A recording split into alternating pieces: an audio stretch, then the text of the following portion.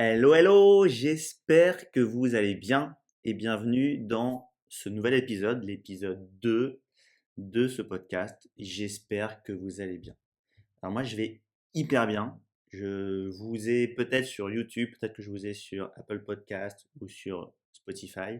En tout cas, je suis ravi de vous retrouver. Aujourd'hui, c'est un peu particulier. D'ailleurs, il y a l'image, j'ai un peu supprimé les couleurs. Je suis presque en noir et blanc, si vous me voyez sur YouTube, parce qu'aujourd'hui, il neige. Et neiger en Normandie à 400 mètres de la mer, en novembre, c'est rare. C'est rare. Moi, j'adore la neige parce que déjà en Normandie, il n'y a plus personne qui prend sa voiture quand il neige. Donc, il y a un calme olympien et, je sais pas, il y a une atmosphère un petit peu mystérieuse. Et en parlant de mystère, je vais vous raconter une histoire. Une histoire de 5 jeunes, je vais un peu parler de vous, qui vont devoir traverser une forêt dans le but de trouver leur clé. Et évidemment, ce podcast, il va t'intéresser parce que je pense que toi aussi, tu vas pouvoir trouver ta clé. Voilà. Donc, voici l'histoire de trouver sa clé. Je prends une petite gorgée d'hydromel avant de rentrer dans la forêt. À la tienne. Alors,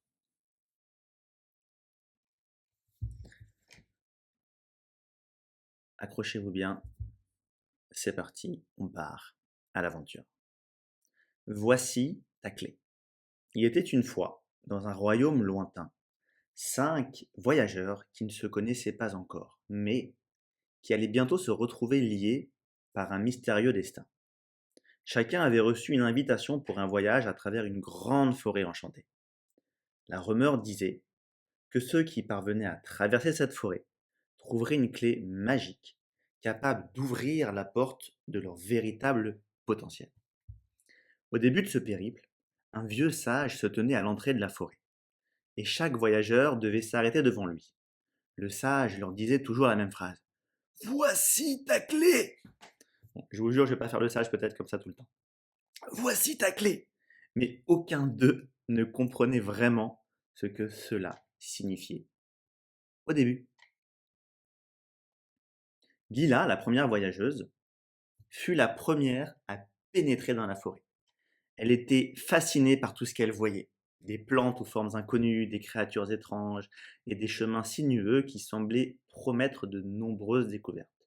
Curieuse de tout, elle s'éloigna souvent des sentiers battus, attirée par chaque nouveau mystère que la forêt cachait. Elle se sentait excitée à l'idée d'explorer chaque recoin, de trouver des réponses et d'inventer des chemins qui n'existaient pas encore. Mais parfois, Lila s'égarait. Ses pas la menaient loin du groupe, et elle se perdait dans ses propres explorations, oublieuse du but ultime. La forêt, bien que belle, pouvait devenir dangereuse sans préparation. Deuxième voyageur, Hugo, lui, avançait prudemment avec un carnet à la main. Il cartographiait soigneusement chaque arbre, chaque pierre, chaque croisement. Il était préparé à toute éventualité, emportant avec lui des outils pour couper les branches, de l'eau en réserve, une boussole. Pour lui, la forêt n'était qu'un puzzle à résoudre, une série d'obstacles à surmonter de manière rationnelle. Son sens de l'organisation le gardait sur le chemin, évitant les pièges et les détours inutiles.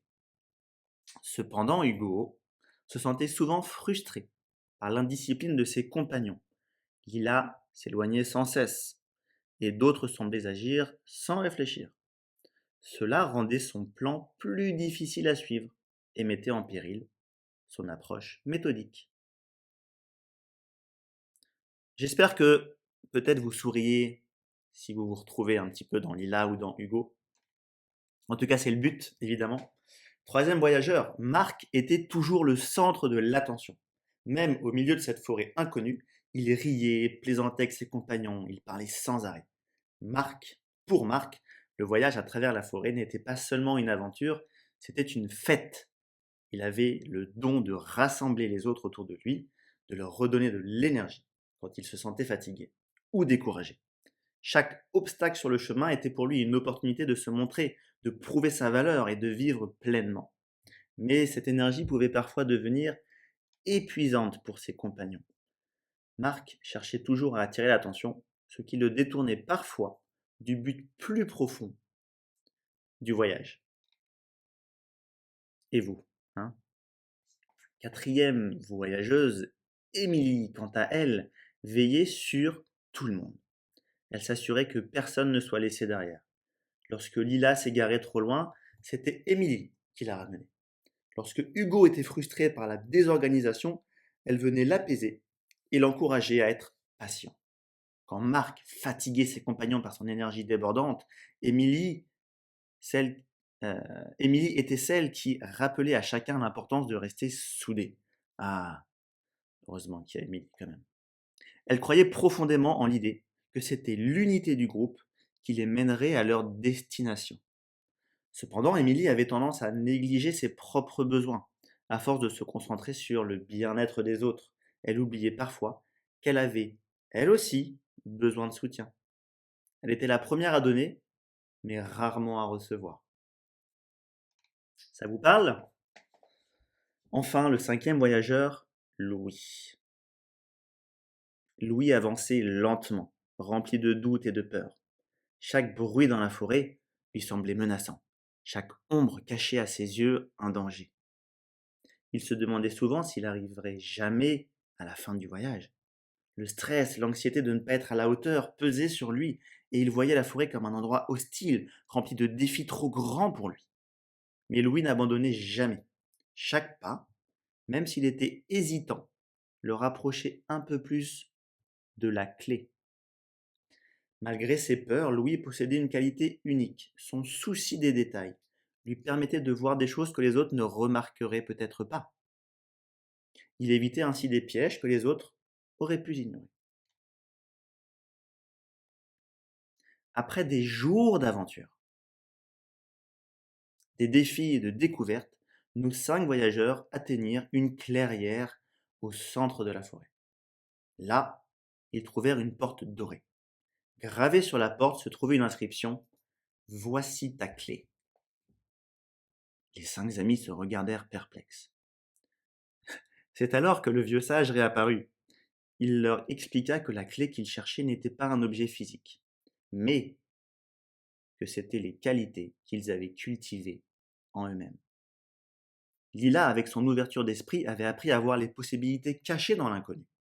Hugo, avec sa conscienciosité, avait prouvé que la préparation et l'organisation pouvaient transformer les obstacles en opportunités.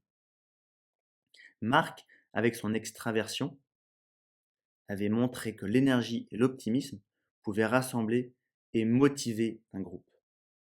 Émilie, avec son agréabilité, sa convivialité, avait démontré que l'empathie et la bienveillance pouvaient renforcer les liens entre les gens. Louis, malgré son neuroticisme ou son névrotisme, avait montré que même la prudence et la peur peuvent devenir des forces lorsqu'elles sont bien comprises et canalisées. Chacun avait trouvé sa clé intérieure.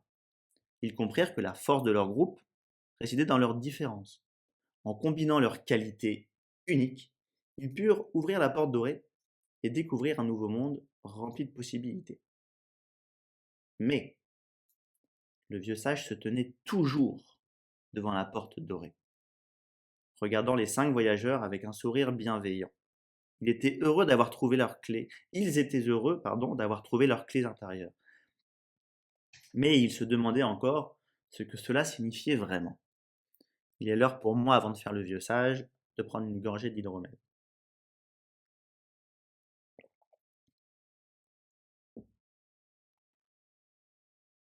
Vous avez compris que chaque clé que vous portez en vous est unique, commença le sage. Mais ce que vous ne voyez pas encore, c'est que ces clés ne sont pas des fragments isolés. Elles ne sont pas seulement vos traits individuels, elles font partie d'une clé plus grande, plus complexe. Cette clé, c'est l'ensemble des 5 traits qui se trouvent en chacun de vous. Vous tous ici présents portez en vous-même ces traits. bien que leur intensité diffère selon les individus. C'est cette clé complète qui vous permettra d'ouvrir et de traverser cette porte, mais bien d'autres portes dans votre vie. Les voyageurs se regardèrent, intrigués. Le sage continua. Chacun de vous incarne un trait dominant, mais ces 5 grands traits existent en chaque personne. Que vous soyez consciencieux, extraverti, agréable ou parfois même anxieux, vous possédez un peu de tout ça en vous. Et en apprenant à comprendre et à équilibrer ces forces, vous possédez la clé pour ouvrir de nombreuses portes dans votre vie. Bon, normalement, le sage, je le fais mieux, le père Fouras, mais il y a tellement de textes qui dit que je crois que je vais me cramer la voix avant la fin de ce podcast. Donc je le fais un peu en mode bâclé. Alors, on continue l'histoire.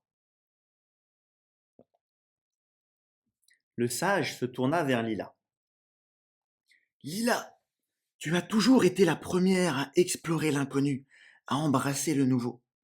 Ton ouverture d'esprit te permet de voir des possibilités là où d'autres ne voient que des obstacles.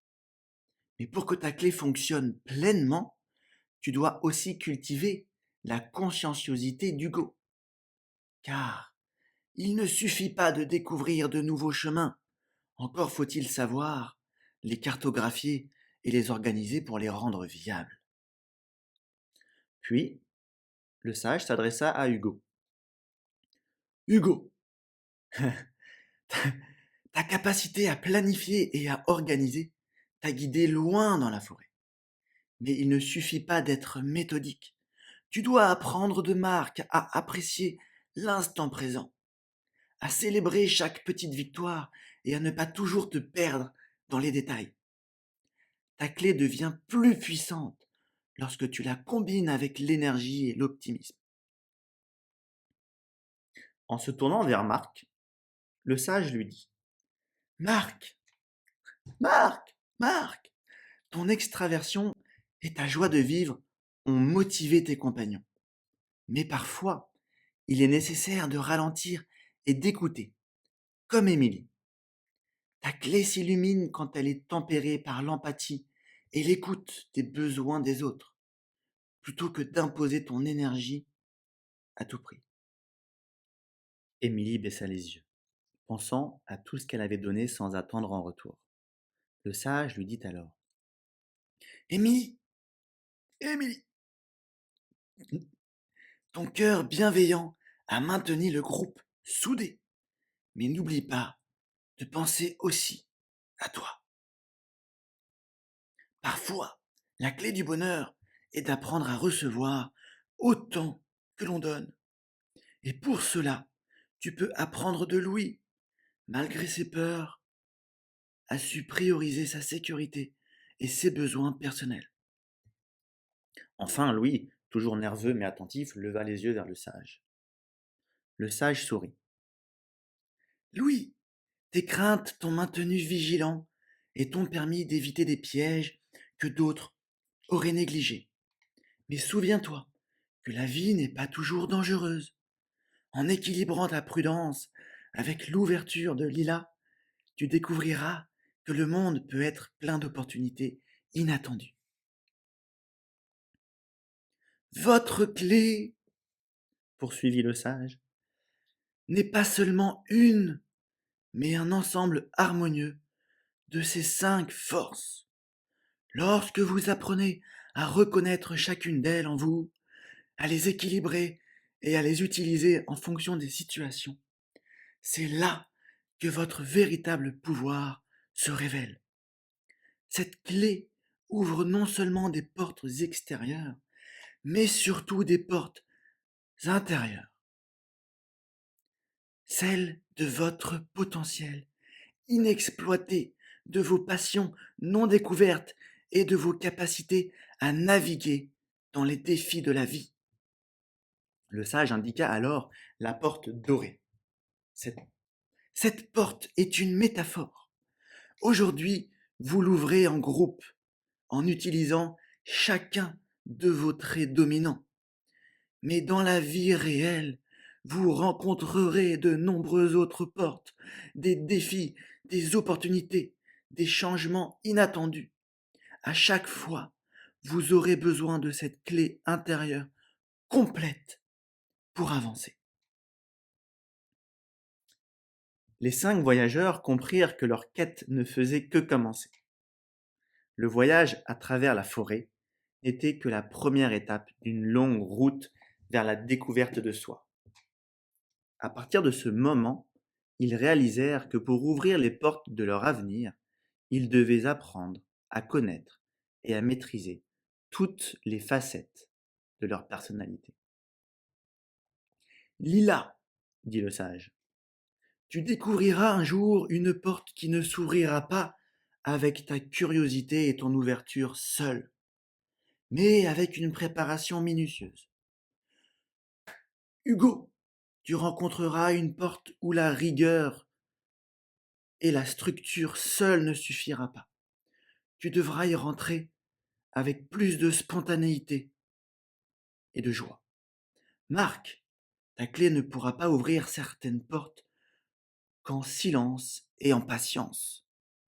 Émilie, certaines portes se dévoileront quand tu apprendras à te prioriser. Et Louis, tu verras des portes s'ouvrir dès que tu feras confiance à l'inconnu. Avec cette réalisation, chacun des voyageurs sentit un changement en eux. La clé intérieure qu'ils portaient devenait plus claire, plus forte. Ils comprirent que la véritable maîtrise de cette clé résidait dans l'équilibre de tous les autres traits, les 5 traits de la personnalité. Cette clé pouvait ouvrir des portes de succès professionnel, des relations harmonieuses et même des voyages vers leur propre paix intérieure. Le sage, satisfait, regarda les 5 amis franchir la porte dorée ensemble. Ils étaient différents à l'extérieur, mais chacun possédait désormais une clé intérieure complète, prête à ouvrir les innombrables portes qui les attendaient dans leur cheminement personnel et collectif. Voilà pour cette histoire des 5 traits de personnalité avec nos 5 héroïnes. Vous l'avez compris, vous avez ces 5 héroïnes en vous. L'ouverture, la conscienciosité, l'extraversion, l'agréabilité et le neuroticisme. Dans un autre podcast, je reviendrai sur chacun des 5 traits de personnalité. Je commence déjà à faire un podcast assez long. En tout cas, j'espère que vous allez bien. C'est exactement cet objectif-là. C'est vous permettre d'avancer un peu plus chaque jour, vous permettre de dédramatiser ce qu'on voit dans le monde virtuel qui ne correspond absolument pas au monde réel. Donc, j'espère que ce podcast vous a permis d'éclaircir peut-être un trait de votre personnalité, de mieux vous comprendre et peut-être vous a donné envie d'aller explorer cette forêt et d'aller ouvrir plein de portes maintenant. En tout cas, ces 5 traits de personnalité, ça s'appelle le Big Five. Et si vous regardez dans la description de ce podcast ou de cette vidéo YouTube, vous avez un lien pour passer le test gratuitement. Et je vous envoie tout un livret PDF sous 24-48 heures où je vous donne vos 5 traits de personnalité et les sous-traits de votre personnalité. J'y reviendrai, mais le test de personnalité Big Five, il est validé scientifiquement et il est reconnu dans le monde entier, peu importe la culture, peu importe l'environnement. C'est vos 5 traits de personnalité à vous. N'hésitez pas à passer le test, c'est gratuit et je vous envoie les réponses sous 24 à 48 heures. En tout cas, j'espère que vous allez bien. Passez une super belle journée, une belle soirée et à bientôt. Ciao.